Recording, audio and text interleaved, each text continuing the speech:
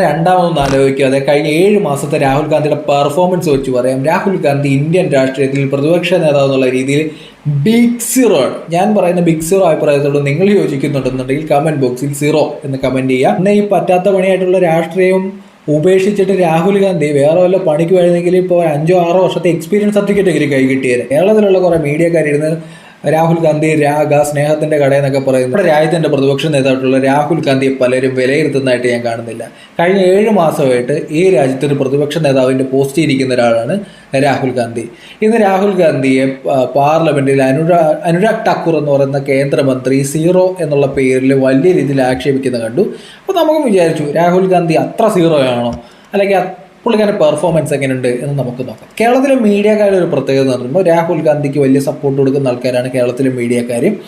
ഒരു വലിയ ശതമാനം അങ്ങനെയാണ്. ജനൻ TV ആണ് BJP ചാനൽ. ബാക്കിയുള്ള ചാനലിലെ മാധ്യമപ്രവർത്തകരെല്ലാം സല്യൂട്ട് അടിക്കുന്ന പോലെ രാഹുൽ ഗാന്ധിക്ക് വേണ്ടി സംസാരിക്കുന്ന ആൾക്കാരാണ്. രാഹുൽ ഗാന്ധിയുടെയൊക്കെ പെർഫോമൻസ് എത്രയാണ്? ഞാൻ നേരത്തെ പറഞ്ഞിട്ടുണ്ട്, ഞാൻ രാഹുൽ ഗാന്ധിയുടെ ഒരു സപ്പോർട്ടറൊന്നുമല്ല. എനിക്ക് ഒട്ടും താല്പര്യമില്ലാത്തൊരു രാഷ്ട്രീയ നേതാവാണ് രാഹുൽ ഗാന്ധി. പുള്ളിക്കാരന് പ്രത്യേകിച്ച് കഴിവൊന്നും ഇല്ലാത്ത ഒരാളാണ്. നെഹ്റു ഫാമിലി ജനിച്ചതുകൊണ്ട് മാത്രം ഇന്ന് പ്രതിപക്ഷ നേതാവിൻ്റെ പോസ്റ്റ് ഇരിക്കുന്ന ഒരാളാണ്. ഞാനും നിങ്ങളോ നെഹ്റു ഫാമിലിയിലായിരുന്നെങ്കിൽ ഇന്ന് രാഹുൽ ഗാന്ധി ഇരിക്കുന്ന സെയിം പോസ്റ്റിൽ ഇരുന്നേനെ, പ്രതിപക്ഷ നേതാവ് എന്ന് പറയുന്ന പോസ്റ്റിൽ ഇരുന്നേനെ. അതിനപ്പുറത്തേക്ക് ഒരു പ്രാധാന്യവും രാഹുൽ ഗാന്ധിക്ക് ഇന്ന് ഇന്ത്യയിലുണ്ട് എന്ന് ഞാൻ വിശ്വസിക്കുന്നില്ല. നമ്മുടെ കേരളത്തിലെ മീഡിയക്കാർ അന്ന് കാണിച്ച ഒരു ഉത്സാഹമുണ്ട് രാഹുൽ ഗാന്ധി പ്രതിപക്ഷ നേതാവ് ആകുന്ന സമയത്ത്. അതിനുശേഷം പുള്ളിക്കാരുടെ പെർഫോമൻസിനെ പറ്റി നമ്മുടെ കേരളത്തിലെ മീഡിയക്കാരും പൊതുവെ പറയാറില്ല.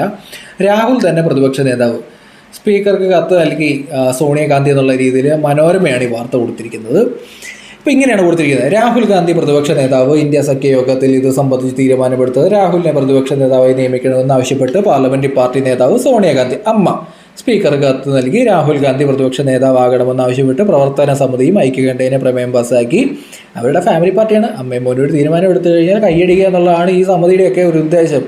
ഇത് ഫാമിലി പാർട്ടിയാണെന്നേ, അല്ലാതെ എന്താ.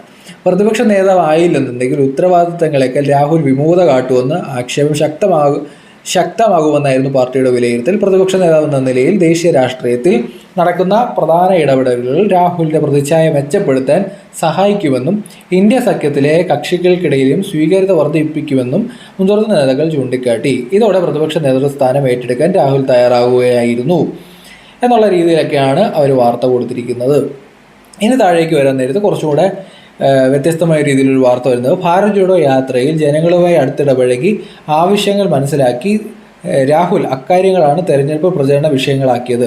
ജനങ്ങളുടെ ആവശ്യങ്ങൾ പാർലമെന്റിൽ ഉന്നയിക്കാനും അതിനായി പോരാടാനും രാഹുൽ മുന്നിലുണ്ടാകണമെന്ന് കോൺഗ്രസ് നേതൃത്വം നിലപാടെടുത്തു. കേവല ഭൂരിപക്ഷം ലഭിച്ചില്ലെങ്കിലും കോൺഗ്രസിന് പ്രതിപക്ഷത്തിനും ശക്തമായ തിരിച്ചുവരവ് നടത്താൻ കഴിഞ്ഞതിൻ്റെ മുന്നണി പോരാളി എന്ന വിശേഷണത്തോടെയാണ് രാഹുൽ പ്രതിപക്ഷ നേതൃസ്ഥാനത്തേക്ക് എത്തുന്നത്.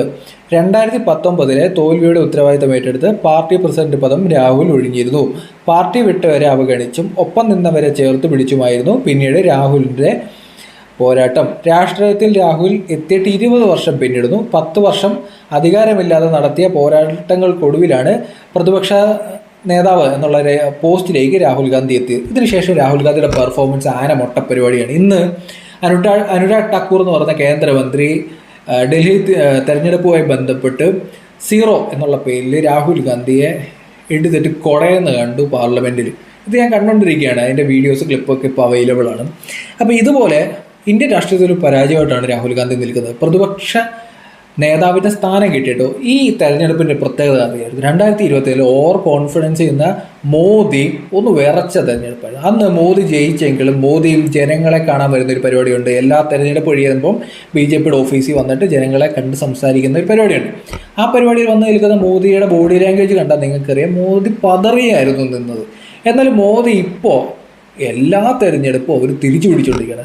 ഡൽഹി തിരിച്ചു പിടിച്ചു. ഡൽഹിയിലും കോൺഗ്രസിന് ആനമൊട്ടയാണ്. അതായത് പ്രതിപക്ഷ നേതാവായി 10-20 വർഷം രാഷ്ട്രീയത്തിൽ വന്നിട്ട് അതിനുശേഷം പ്രതിപക്ഷ നേതാവാണ് ഈ രാഹുൽ ഗാന്ധി.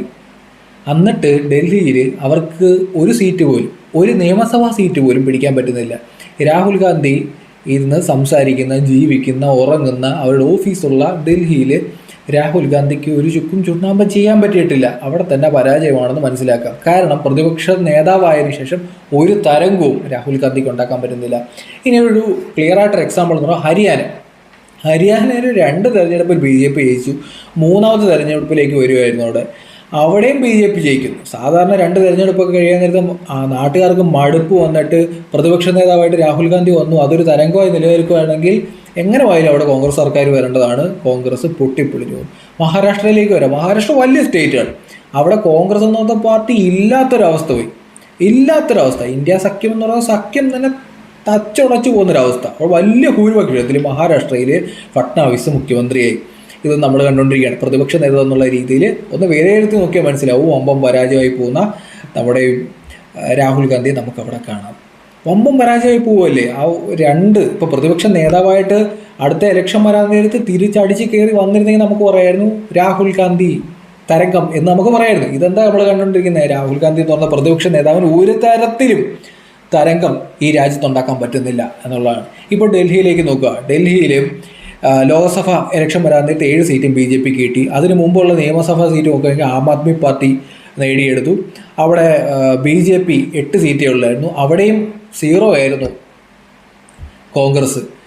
അതിന് മുമ്പുള്ള ലോക്സഭയിലും BJP സ്കോർ ചെയ്യുന്നു. അതിനു മുമ്പ് നിയമസഭയിൽ ആം ആദ്മി പാർട്ടി സ്കോർ ചെയ്യുന്നു, അവിടെയും 0 ആണ്. ഇവിടെ എല്ലാ തെരഞ്ഞെടുപ്പിലും 0.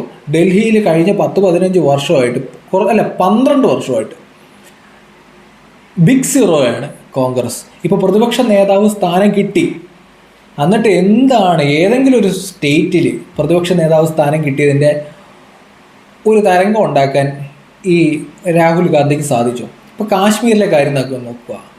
ഒമർ അബ്ദുള്ള തരംഗമാണ് അവിടെ ഉണ്ടായത്. അവരാണ് അവിടെ സീറ്റ് കൂടുതൽ പിടിച്ചത്. ജമ്മു കാശ്മീരിൽ BJPക്ക് തന്നെ കുറച്ച് സീറ്റ് കിട്ടിയിട്ടുണ്ട്. അവിടെ 6 സീറ്റും കണ്ടാണ് 6 സീറ്റും കണ്ടില്ല, 6 സീറ്റേ ഉള്ളൂ കോൺഗ്രസ്സിന്. ആലോചിച്ച് നോക്കിയേ, കോൺഗ്രസ്സിന് അവിടെ 6 സീറ്റും ജമ്മു കാശ്മീരിൽ BJPക്ക് 10-22 സീറ്റും കിട്ടിയിട്ടുണ്ട്. 22-28 സീറ്റിനകത്ത് കിട്ടിയിട്ടുണ്ട്. അവിടെ തന്നെ നമുക്ക് കാര്യങ്ങൾ മനസ്സിലാക്കും. കാശ്മീരിൽ പോലും രാഹുൽ ഗാന്ധിക്ക് പ്രത്യേകിച്ച് ഒരു തരംഗം ഉണ്ടാക്കാൻ പറ്റുന്നില്ല. ഭാരത് ജോഡോ യാത്ര നടന്നത് വേസ്റ്റായി പോകുന്നു. ഇവിടുത്തെ ഒരു കാര്യം എന്ന് വെച്ചാൽ യഥാർത്ഥത്തിൽ ഇവിടെ കേരളത്തിലെ മീഡിയയും അല്ലെന്നുണ്ടെങ്കിൽ നാഷണൽ ലെവലിലെ മീഡിയയും പറയുന്നത് നരേന്ദ്രമോദിയെ മുട്ടുകുത്തിച്ചത് ധ്രുവറാത്തിയുടെ വീഡിയോ ആണെന്നാണ് പറയുന്നത്. അപ്പോൾ രാഹുൽ ഗാന്ധിക്കൊക്കെ എന്ത് പ്രത്യേകതയാണെന്ന് എനിക്ക് മനസ്സിലായി. ഈ രാഹുൽ ഗാന്ധിയുടെ ഏറ്റവും വലിയ പരാജയം എന്ന് പറയുമ്പോൾ വയനാട്ടിൽ വന്ന് മത്സരിച്ചാണ്. കേരളത്തിലെ വയനാട്ടിൽ വന്ന് മത്സരിച്ചു. രാജ്യത്തിൻ്റെ കോൺഗ്രസിൻ്റെ പ്രധാനപ്പെട്ട നേതാവാണ്, കുടുംബ പാർട്ടിയുടെ നേതാവാണ്, ഒരു നെപ്പോക്കിട്ടാണ്. പക്ഷേ അതെല്ലാം പോട്ടെ, എന്നാലും വയനാട്ടിൽ വന്നിട്ട് മത്സരിച്ച് ജയിച്ചു കൊണ്ടിരിക്കുകയാണ്. വയനാട്ട് മത്സരത്തിൽ ഞാൻ പോയി നിന്നാലും കൈപ്പത്തി ചിഹ്നത്തിൽ ജയിക്കും. അതങ്ങനെ ഒരു മതപരമായ കുറച്ച് ഫാക്ടേഴ്സൊക്കെ ഉള്ള ഒരു മണ്ഡലമാണ്. ഇതിപ്പോൾ എല്ലാവർക്കും അറിയുന്ന കാര്യമാണ്. അവിടെ പോയിട്ട് കൈപ്പത്തി ചിഹ്നത്തിൽ ആരായാലും ജയിക്കും. അവിടെ ഒരു മുസ്ലിം കമ്മ്യൂണിറ്റിക്ക് കുറച്ച് സ്വാധീനം, അല്ലെങ്കിൽ മുസ്ലിം ലീഗിൻ്റെ കുറച്ച് സ്വാധീന മേഖലയാണ്. അവിടെ ഒന്നും BJP ഇല്ല. ആ മണ്ഡലത്തിൽ വന്നൊക്കെ ജയിച്ചിട്ട് പോകുന്ന ഒരാളാണ് ഈ രാഹുൽ ഗാന്ധി. കഴിഞ്ഞ പ്രാവശ്യം അമേഠി തോറ്റുപോയി. ആലോചിച്ച് നോക്കി, അമേഠി തോറ്റുപോയി. അന്നേ ഈ പറ്റാത്ത പണിയായിട്ടുള്ള രാഷ്ട്രീയം ഉപേക്ഷിച്ചിട്ട് രാഹുൽ ഗാന്ധി വേറെ വല്ല പണിക്ക് വരുന്നെങ്കിൽ ഇപ്പോൾ 5-6 വർഷത്തെ എക്സ്പീരിയൻസ് സർട്ടിഫിക്കറ്റ് എങ്കിലും കൈ കിട്ടിയത്. അതും ഇല്ല എന്നുള്ളൊരവസ്ഥ. ഇന്ത്യ പാർലമെൻറ്റിൽ പോയിരിക്കുക, വെറുതെ വിവരക്കേടൊക്കെ വിളിച്ചു പറയുക, ഭരണകക്ഷി ആൾക്കാരിരുന്ന് കളിയാക്കുക. ഇന്ന് അനുരാഗ് ഠാക്കൂറൊക്കെ 0യുടെ പേരിൽ ബിഗ് 0യുടെ പേരിലൊക്കെ ഇരുന്ന് കളിയാക്കുന്നതാണ്. അങ്ങനെ ഒട്ടും പെർഫോം ചെയ്യാത്ത ഒരു പ്രതിപക്ഷ നേതാവ്. പുള്ളിക്കാരൻ പ്രതിപക്ഷ ആകുന്നതിന് മുമ്പും ആയതിനു ശേഷവും ഒന്നും ചെയ്യാൻ പറ്റുന്നില്ല. 2024 ജൂണിൽ പതറി നിന്ന മോദി ഇപ്പോൾ ഭയങ്കര സ്ട്രോങ് ആയിട്ട് തിരിച്ചു കയറി വന്നു. അതായത് പതറി നിന്ന സർക്കാരിനെ ഒന്ന് വിറപ്പിക്കാൻ പോലും പറ്റാത്ത ഒരു പ്രതിപക്ഷ നേതാവായിട്ടാണ് ചരിത്രത്തിൽ ഇന്നത്തെ ദിവസം വരെ രാഹുൽ ഗാന്ധി ഇരിക്കുന്നത്. പിന്നെ ഇവിടുത്തെ കേരളത്തിലെ കുറേ മീഡിയക്കാരിരുന്ന് രാഹുൽ ഗാന്ധി തരംഗം, രാഹുൽ ഗാന്ധി ഇവിടെ കൂടി രാഹുൽ ഗാന്ധി ചെയ്യുന്നത് എന്താണെന്ന് വെച്ചാൽ എവിടെയെങ്കിലുമൊക്കെ വരാൻ നേരത്ത് വല്ല കടയിൽ കയറിയിട്ട് ഒരു ചായയും കുടിക്കും, ഒരു മുട്ട പപ്സും തിന്നും. ഇതാണ് രാഹുൽ ഗാന്ധി. അല്ലെങ്കിൽ എവിടെയെങ്കിലും പോയിട്ട് വല്ല തൈര് വെങ്കായം എന്നൊക്കെ പറഞ്ഞിട്ട് കുറച്ച് കടലിലൊക്കെ ചാടിയിട്ട് കയറി ഇറങ്ങി വരും. അതല്ലാതെ പ്രതിപക്ഷ നേതാവ് എന്നുള്ള രീതിയിൽ പുള്ളിക്കാരനെ ഗംഭീര പരാജയമാണ്. ഗംഭീര വിജയമല്ല, ഗംഭീര പരാജയം. മോദിയൊക്കെ ഈ 2 ടേം കഴിഞ്ഞിട്ട് 3ാമത്തെ ടേമിലേക്ക് വരാൻ നേരത്തെ അവർക്ക് 240 സീറ്റ് കിട്ടുന്നുണ്ട്. 10-30 വർഷത്തിനുള്ളിൽ 240 സീറ്റ് കിട്ടിയ വേറെ ഏതെങ്കിലും ഒരു നേതാവുണ്ടോ എന്ന് എനിക്കറിയത്തില്ല. എന്നിട്ട് പോലും അവർക്ക് കേവല ഭൂരിപക്ഷം കിട്ടിയില്ല. ഒറ്റയ്ക്ക് അവർ സഖ്യമായിട്ടാണ് ഭരിക്കുന്നത്. അപ്പോൾ ഒന്ന് മോദി പതറി എന്നുള്ള സത്യമാണ്. അവരുടെ ഓവർ കോൺഫിഡൻസും ഒക്കെ കാരണമാണത്. പതറി നിന്ന മോദിയെ വിറപ്പിക്കാനുള്ള ശേഷി അവസരങ്ങളുണ്ടായിരുന്നു. ഹരിയാന, മഹാരാഷ്ട്ര, ഇവിടെ എല്ലാം BJP ഭരിച്ചുകൊണ്ടിരുന്ന സ്ഥലങ്ങളാണ്. ഭരിച്ചുകൊണ്ടിരുന്നിടത്തൊന്ന് തിരിച്ചു പിടിക്കാൻ എളുപ്പമാണ്. ഡൽഹിയിലൊക്കെ വട്ടപൂജ്യം. സ്വന്തം സഖ്യത്തിലുള്ള ആം ആദ്മി പാർട്ടിയെ പൊട്ടിച്ചത് തന്നെ കോൺഗ്രസ് ആണ്. ചരിത്രപരമായി നോക്കിക്കഴിഞ്ഞാൽ ഇത്രയും കഴിവുകെട്ട ഒരു പ്രതിപക്ഷ നേതാവ് വേറെ ഉണ്ടോ എന്ന് പോലും എനിക്ക് സംശയമാണ്. കേരളത്തിലുള്ള കുറേ മീഡിയക്കാരിരുന്ന് രാഹുൽ ഗാന്ധി സ്നേഹത്തിൻ്റെ കടയെന്നൊക്കെ പറയുന്നുണ്ട്. ഒരു കാര്യമില്ല, അവസാനം ഇവർ എന്തെങ്കിലും ഒന്ന് പറഞ്ഞിട്ട് വോട്ടിംഗ് മെഷീനെ കംപ്ലയിൻറ്റ് പറയും. ഇത് തന്നെയാണ് ഈ നാട്ടിലെ ഏറ്റവും വലിയ ശാപം എന്ന് പറയുന്നത്. ഈ ഇലക്ഷൻ വന്ന് ഇലക്ഷൻ്റെ വോട്ടിംഗ് ചെയ്ത് കഴിഞ്ഞ് തോറ്റ് കഴിയുമ്പോൾ തോൽവി അംഗീകരിക്കുകയല്ല, വോട്ടിംഗ് മെഷീൻ്റെ കംപ്ലയിൻ്റ് എന്ന് പറഞ്ഞ് ബഹളം വെക്കും. നിലവിലെ ഇന്ത്യൻ രാഷ്ട്രീയത്തിൽ ഒരു ശക്തനായ പ്രതിപക്ഷ നേതാവ് വേണം എന്നൊരു ആഗ്രഹം എനിക്കുണ്ട്. ശശി തരൂരിനെയോ ആ ചെറുപ്പക്കാരനായിട്ടുള്ള നമ്മുടെ കേരളത്തിൽ നിന്ന് ഷാഫി പറമ്പലിനെ പോലുള്ള ആൾക്കാരെയൊക്കെ ഈ രാഹുൽ ഗാന്ധി എന്ന് പറയുന്ന നെപ്പക്കുടിനെ കുടുംബ പാരമ്പര്യം നോക്കി ഈ പ്രതിപക്ഷ നേതാവ് സ്ഥാനം കൊടുത്തിരിക്കുന്ന രാഹുൽ ഗാന്ധിയെ പ്രത്യേകിച്ച് ഒരു കഴിവും പുള്ളിക്കാരനെയൊക്കെ മാറ്റിയിട്ട് ശശി തരൂരിനെ പോലുള്ള ആളെ, അല്ലെന്നുണ്ടെങ്കിൽ ഷാഫി പറമ്പലിനെ പോലുള്ള ഒരു പൊളിറ്റീഷ്യനെയൊക്കെ ആ സ്ഥാനത്തിരുത്തി കഴിഞ്ഞാൽ കുറച്ചും കൂടെ പെർഫോമൻസ് ഉണ്ടാകും എന്നാണ് ഞാൻ വിശ്വസിക്കുന്നത്. ശശി തരൂരിനെ പോലുള്ള ആളൊക്കെ നിൽക്കുമ്പോഴാണ്, അത്രയും കഴിവും പ്രാപ്തിയൊക്കെയുള്ള ആൾക്കാരൊക്കെ നിൽക്കുമ്പോഴാണ് നെഹ്റു ഫാമിലി ജനിച്ചു എന്നുള്ള ഒറ്റ പേരിൽ രാഹുൽ ഗാന്ധിക്ക് ആ കസാര വെച്ച് കൊടുത്തിരിക്കുന്നത്. പുള്ളിക്കാരനെ പപ്സ് തിന്നിട്ടൊരു ചായ കുടിക്കാനേ അറിയത്തുള്ളൂ. നേരെ നിന്ന് മോദിക്കെതിരെ 2 ഡയലോഗ് പറയാനുള്ള ശേഷിയൊന്നും രാഹുൽ ഗാന്ധിക്കില്ല. ഇനിയിപ്പോൾ നടക്കാൻ പോകുന്ന കാര്യം ഞാൻ പറയാം. പ്രിയങ്ക ഗാന്ധിക്ക് ഒരു മോനുണ്ട്. രാഹുൽ ഗാന്ധി റിട്ടയർ ചെയ്യാൻ നേരത്ത് ഇനി പുള്ളി ഭാവി പ്രധാനമന്ത്രിയായിട്ട് അവസാനിക്കത്തേ ഉള്ളൂ. പുള്ളി കുറേ നാളിങ്ങനെ സംസാരിച്ചുകൊണ്ടിരിക്കും. ഇനി അടുത്ത് വരാൻ പോകുന്നത് ബാക്കി കഴിവ് പ്രാപ്തിയുള്ള നേതാക്കന്മാരൊക്കെ ഉള്ളപ്പം തന്നെ ആ പ്രിയങ്ക ഗാന്ധിക്ക് ഒരു മോനുണ്ട്. പുള്ളിക്കാരൻ വന്നിട്ട് അടുത്ത ഭാവി പ്രധാനമന്ത്രിയാവും. അല്ലെങ്കിൽ ആലോചിക്കാതെ കഴിഞ്ഞ 7 മാസത്തെ രാഹുൽ ഗാന്ധിയുടെ പെർഫോമൻസ് വെച്ച് പറയാം, രാഹുൽ ഗാന്ധി ഇന്ത്യൻ രാഷ്ട്രീയത്തിൽ പ്രതിപക്ഷ നേതാവ് എന്നുള്ള രീതിയിൽ ബിഗ് സീറോ ആണ്. ഞാൻ പറയുന്ന ബിഗ് സീറോ അഭിപ്രായത്തോട് നിങ്ങൾ യോജിക്കുന്നുണ്ടെന്നുണ്ടെങ്കിൽ കമൻറ്റ് ബോക്സിൽ 0 എന്ന് കമൻറ്റ് ചെയ്യുക. നമ്മുടെ പേജ് കൂടി സപ്പോർട്ട്